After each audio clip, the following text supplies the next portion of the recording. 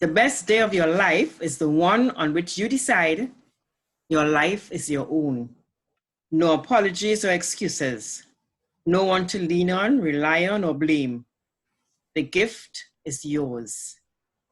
It is an amazing journey, and you alone are responsible for the quality of it. This is the day that your life really begins. This is a quotation from Bob Morwab.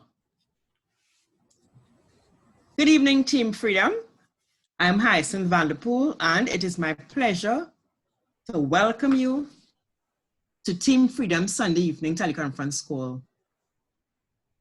We also recognize those who will be joining us on the replay during the week.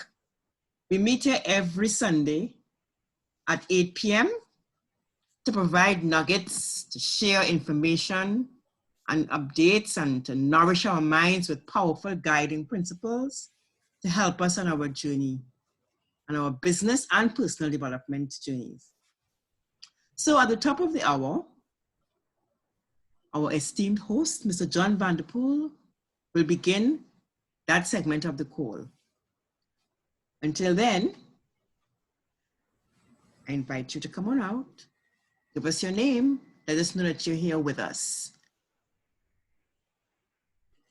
I can see you, Hyacinth. I can see you too, John. Great, great, great. Great having a visual. Awesome. To have you here on another call.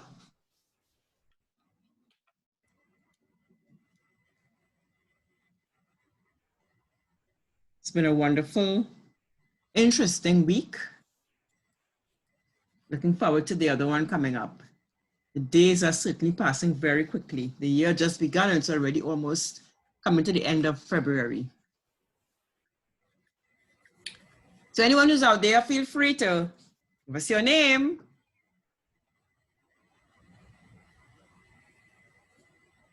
Well, it is the top of the hour. It's 8. So John, take it away. Hey, hello, good evening, Team Freedom. Welcome to our session 6.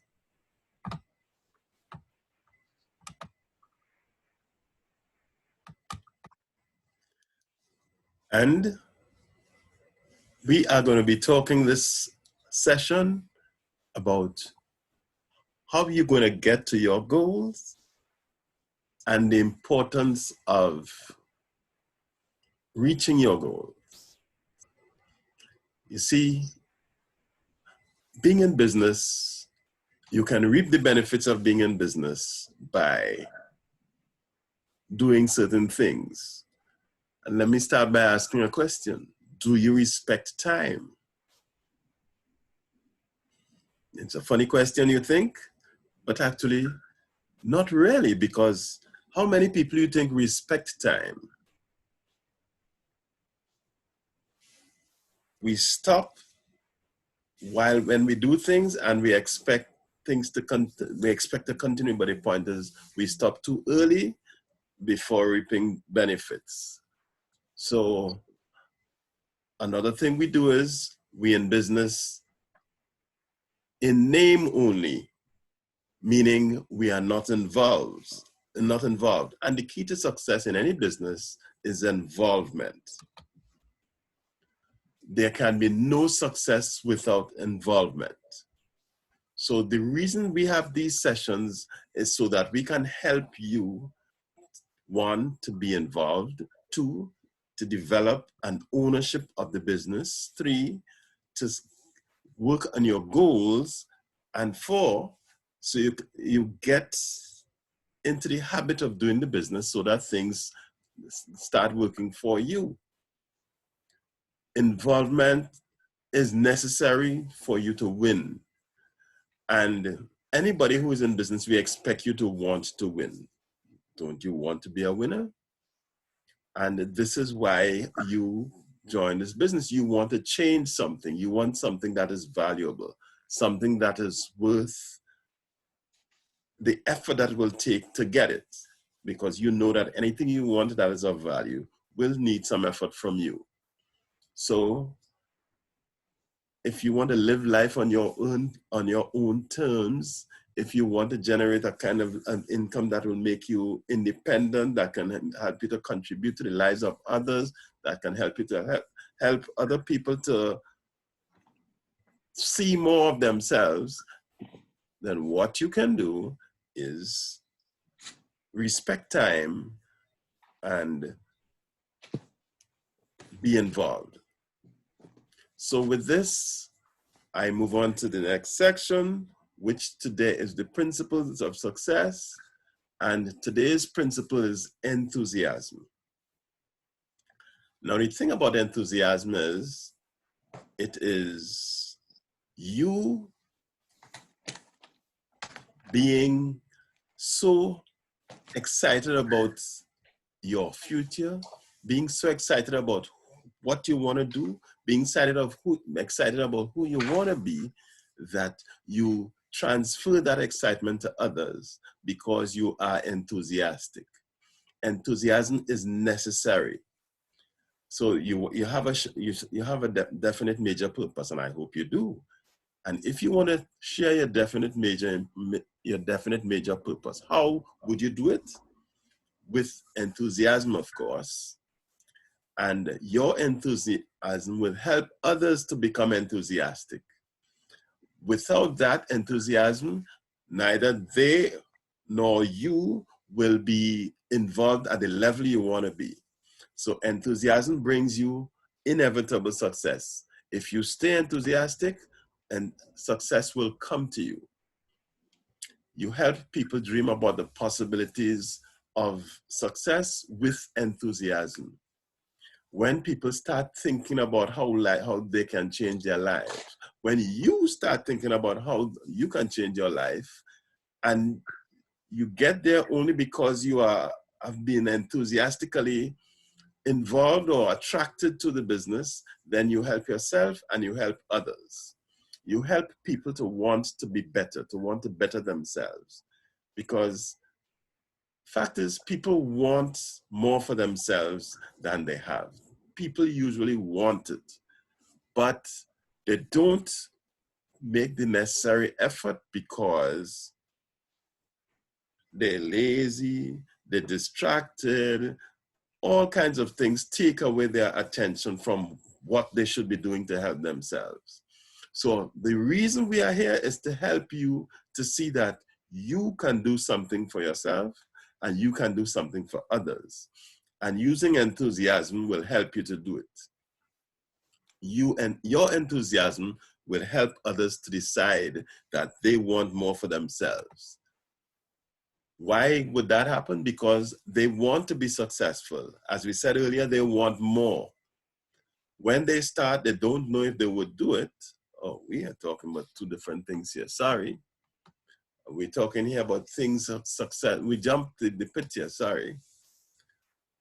Things successful business owners do. But before we get into that, Hyacinth, do you want to add anything to enthusiasm?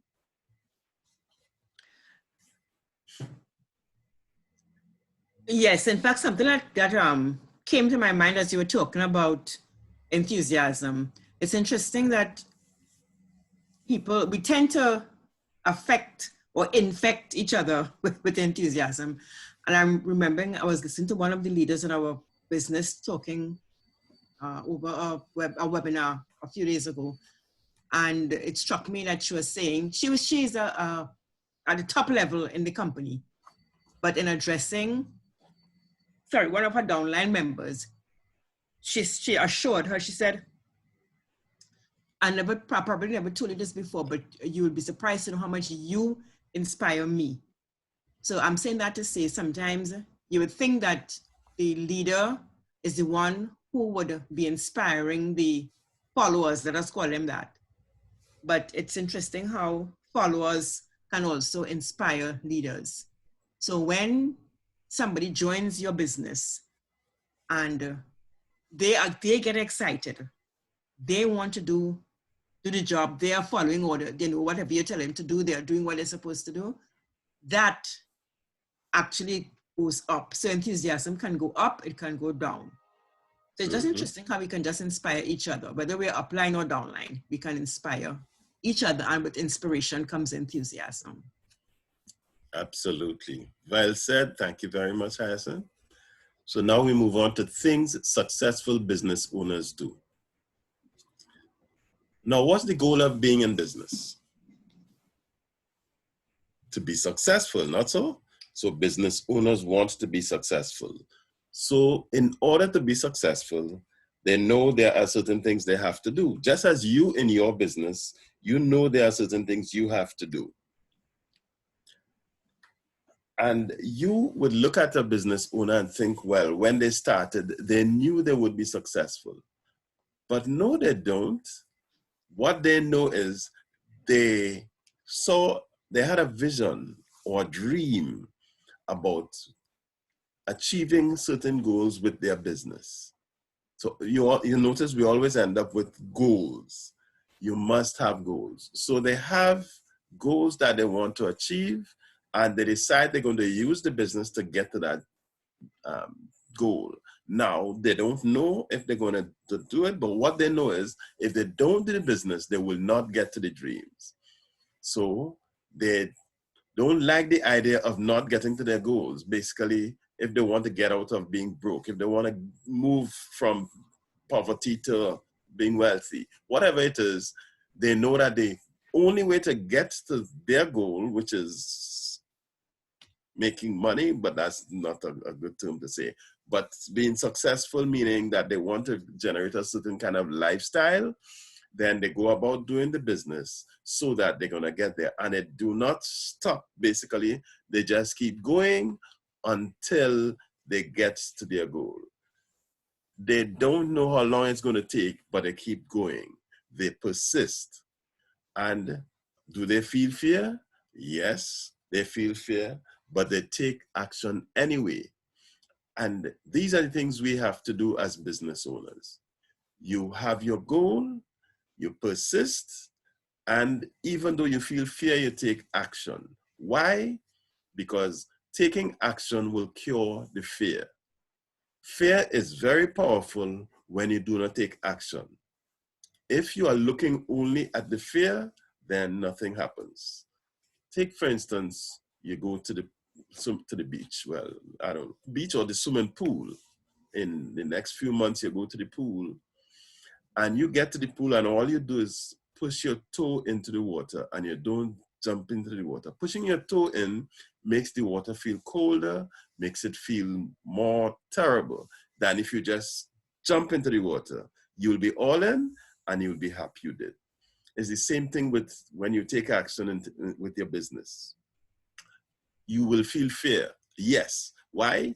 Because it's something new you're doing. And usually, as human beings, when we have to do something new, we are fearful. I don't know why, but we are.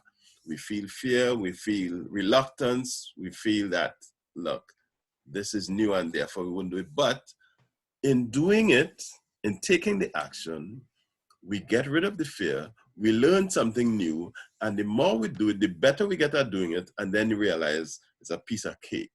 So this is one thing successful business people do. They have challenges that they have to meet. They meet and overcome financial challenges. Why would they do that? Because they do not stop. In other words, when they meet a financial challenge, they don't not continue. They continue going until they get better, until finances work, until everything works. And they always find a way to do what is needed to win. So if you want to be successful, you want to find a way to do what is needed to win. And since we're talking about new stuff, you will learn mistakes, not so? But one of the things successful business owners do is they make mistakes and they learn from those mistakes. So they make it because they decide they will not lose. So Hyacinth, anything else you would like to add to that? Yes, as you're talking about fear, I think a lot of the reasons why, or one very important reason why people are fearful is because they think that they're going to fail. They don't think they can do it. But Napoleon Hill reminds us that failure is nature's plan to prepare you for great responsibility. So if you look at it like that, we understand that even if we do fail, we are the one who sort of pull a whole lot of negativity around the concept of failure, but it's really just preparing you for other things. So just look at it as something that happened that didn't go the way you wanted it to go, but it was preparing you for something else. So that will help to lift the negativity that we surround around failure. Failure is a good thing. The only people who fail are the ones who are doing something. So if you're failing, it means that you're working towards your goal.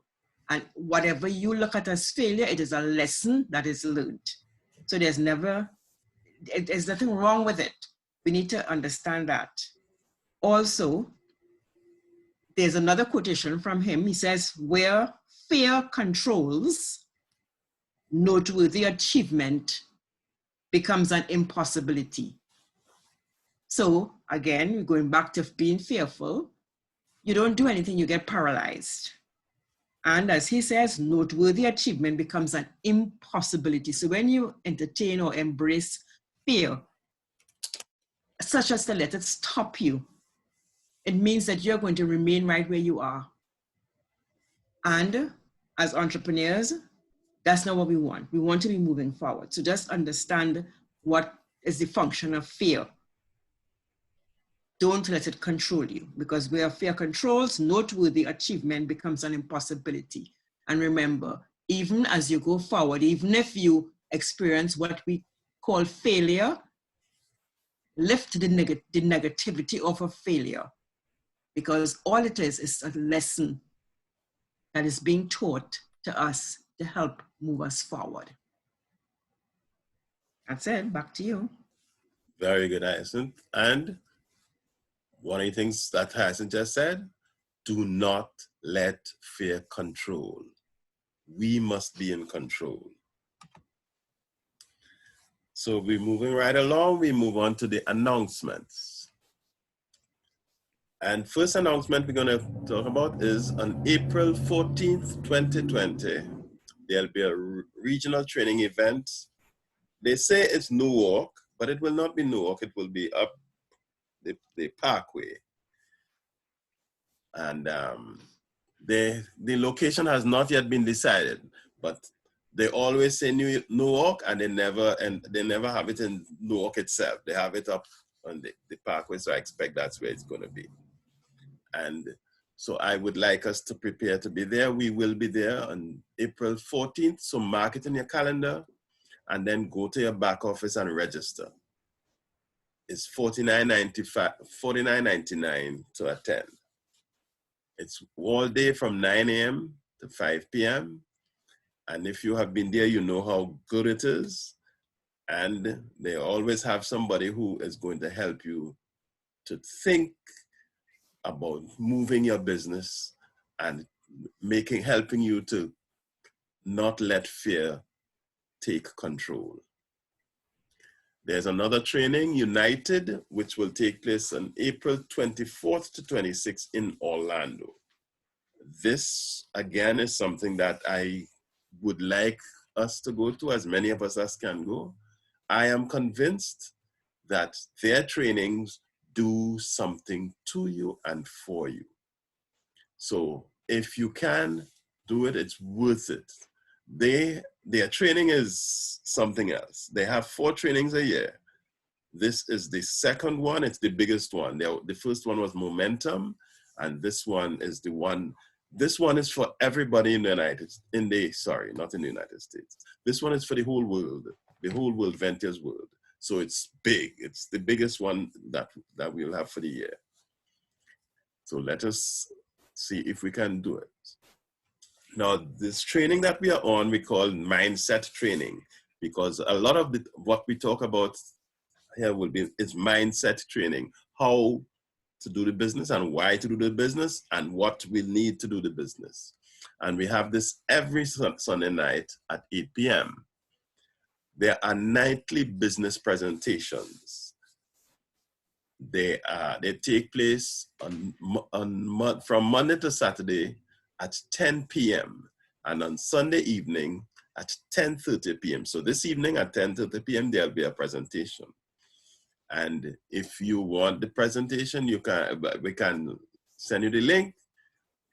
But the importance of it is that you can share it with people. So if you have someone who you want to talk to about the business, you can invite them to, if they're available, and like tonight, you can call them and say, look, I need you to take a look at something. They go on, you send them the link, they go on, and they see the webinar. Afterwards now, they have any questions, they call you, you call them, then of course, you can call us if you need. If not, you know your link, you can get them to join you at whatever level they're interested in.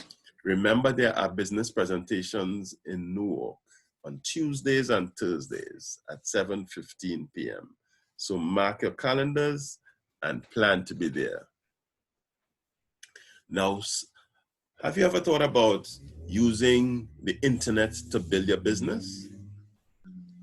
Well, we want to start trainings on showing you how to do that, how to get online leads. And we want to start that every Thursday in March. I shouldn't say every, but as many Thursdays as we can in March. So if you're interested, then that is open to our team. We're going to teach you, we're going to show you how to do that. That is one of the ways we are doing our business. And we want it to be a product of the product and take a dream trip. Anything else you want to add, Haya? No, nothing else at this point. At this point, we hand over to Hyacinth, who will be reading from the book, Think and Grow Rich. And I think we are on page 35. I am subject to correction. Okay, thank you very much, John. Just to give you a heads up, we are actually a little further along on page 37. Okay. Again, as always, I encourage everyone to get a copy of this book. It is in the public domain. Just go to Google and put in Think and Grow Rich, and you can get a PDF copy so that you can follow along with us and also use it to study, do your own studies. We are at the point where he was talking about the steps that we need to take if you want to prepare yourself to achieve the goals that you set for yourself. He outlined six steps that you need to take to help you in this process. The first thing we have to do is get our minds right. And these 6 steps would contribute towards doing that. So I'll continue. He outlined the 6 steps. You know what? I think the 6 steps are so important. I'll read them again. Okay, so he says the method by which desire for riches can be transmuted into its financial equivalent consists of 6 definite practical steps. Namely, first, fix in your mind the exact amount of money you desire. It is not sufficient merely to say, I want plenty of money. Be definite as to the amount. There's a psychological reason for definiteness, which will be described in a subsequent chapter. Second, determine exactly what you intend to give in return for the money you desire. There's no such reality as something for nothing. Third, establish a definite date when you intend to possess the money you desire. Fourth, create a definite plan for carrying out your desire and begin at once, whether you're ready or not, to put this plan into action. And I want to say a little bit about this part. I like how he says, begin at once, whether you're ready or not. Because, and I speak from my own experience, when we want to do something, we spend so much time preparing. We want to get everything just right. It must be perfect before we even step out. But just as how if you're going on a journey, you cannot expect that all traffic lights are going to be green. If you sit down and wait, okay, well, all traffic lights turn green, I will start. That is not going to happen. In the same way, when you are ready to, you decide you want to start, just start. Whether you're ready or not. You have a plan, put your plan into action. Is everything going to always go smoothly? I'm telling you from now, no. Everything is not going to always go smoothly. You're going to find bumps along the road. As you go along, you find ways to navigate through the bump, around the bump, over the bump, spread cement on the bump, whatever it is you have to do to fix it so that you can continue on your journey. So it might be a little stop, a little detour, a little delay.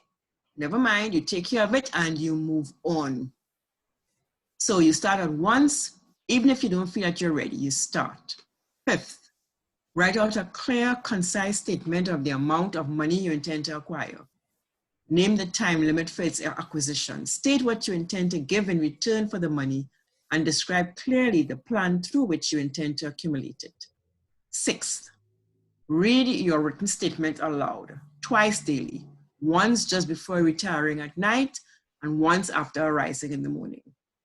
As you read, see and feel and believe yourself already in possession of the money.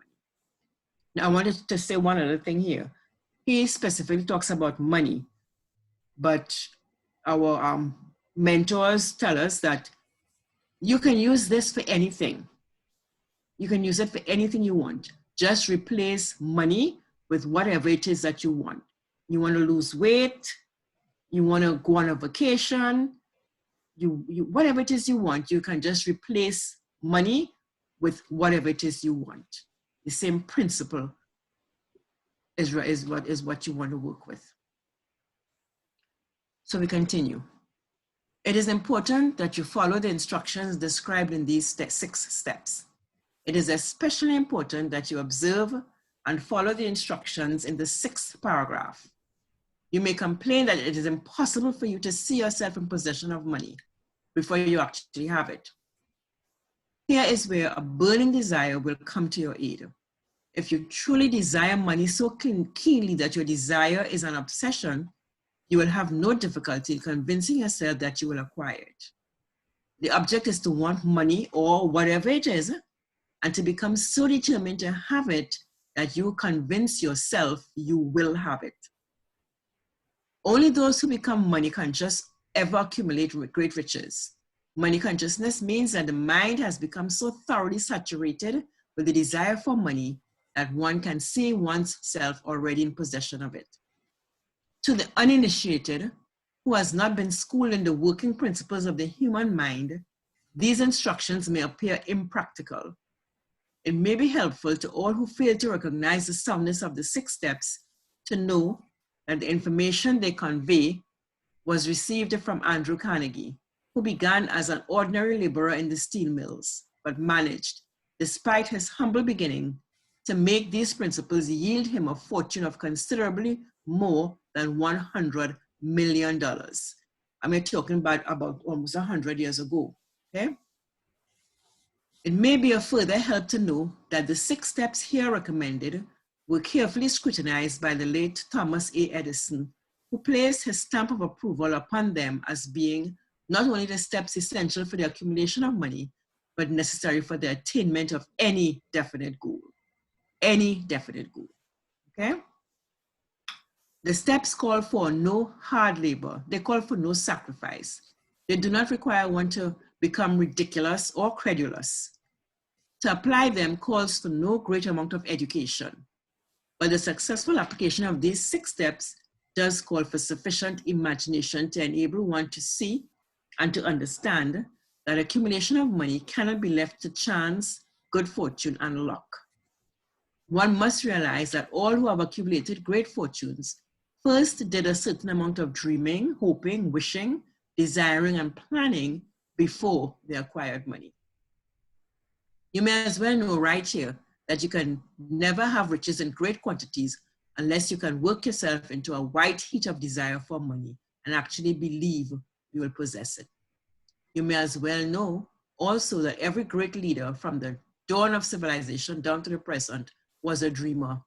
Christianity is the greatest potential power in the world today because its founder was an intense dreamer who had the vision and the imagination to see realities in their mental and spiritual form before they had been transmuted into physical form. If you do not see great riches in your imagination, you will never see them in your bank account, in your bank balance. Never in the history of America has there been so great an opportunity for practical dreamers as now exists. The 6-year economic collapse has reduced all men substantially to the same level. A new race is about to be run. The stakes represent huge fortunes which will be accumulated within the next 10 years. The rules of the race have changed because we now live in a changed world that definitely favors the masses. Those who had but little or no opportunity to win under the conditions existing during the Depression, when fear paralyzed growth and development. We who are in this race for riches should be encouraged to know that this changed world in which we live is demanding new ideas, new ways of doing things, new leaders, new inventions, new methods of teaching, new methods of marketing, new books, new literature, new features for the radio, new features for moving pictures. Back of all this demand for new and better things, there's one quality which one must possess to win, and that is definiteness of purpose. The knowledge of what one wants and a burning desire to possess it. The business depression marked the death of one age and the birth of another. This changed world requires practical dreamers who can and will put their dreams into action. The practical dreamers have always been and always will be the pattern makers of civilization. I will stop there, and I just want to note that given that, as I said, this book was written in 1937, but of course, all the work and so that he had been doing started years before that. That's why I said it's almost 100 years ago since he started working on it. And the things that he's saying here about what the world needs in terms of new and better things, if we look back, I think we recognize that this past 50 years, 100 years, have been the fastest, we've seen the fastest progress in terms of technological advances and even in the scientific field in other ways. New and better things, as he predicted, have in fact been realized. So we'll stop there. Any thoughts about the reading? Powerful, powerful stuff. Powerful and exciting. Mm-hmm. Yes. I mean, we are living proof that what he predicted. And when I said we, I mean we are in the world as it is today, living proof that what he predicted is actually coming to pass. And we can see from where we are that it's only going to go even further along the same road. All right, so that's it for today. So it'll be our time. So you can go ahead and close us out, John. Thank you all. Well, Team Freedom, thank you. I think it's Gloria's voice I heard. Again, thank you, Gloria. Look forward to you having a great weekend. We talk to you next week. Thank you, Hyacinth, for your wonderful contribution this evening. And have a great evening and a fantastic week also. And thank you, John. Good night. Good night, everyone.